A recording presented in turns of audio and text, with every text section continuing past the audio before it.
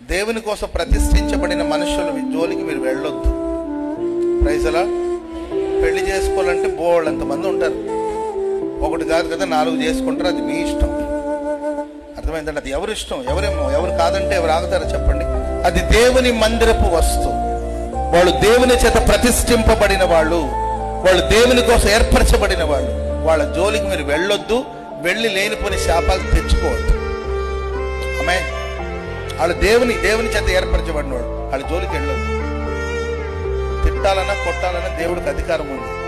శిక్షిస్తాడు, అవసరమైతే రక్షిస్తాడు. హల్లెలూయా. కళ్ళెర చేస్తాడు, అవసరమైతే కౌగలించుకుంటాడు. ఎందుకంటే మనం ఆయన బిడ్డలం. క్షణమాత్రం ఆయన మనల్ని విడిచినట్టు ఉంటుంది. గొప్ప వాత్సల్యతో మనల్ని మన ఆయన చేర్చుకుంటాడు. హల్లెలూయా. ఆ పాత్రల లెక్క ప్రభు చూసుకుంటాడు. మనం ఎవరు తెరిపించేదని చెప్పండి. మనం ఎవరమండి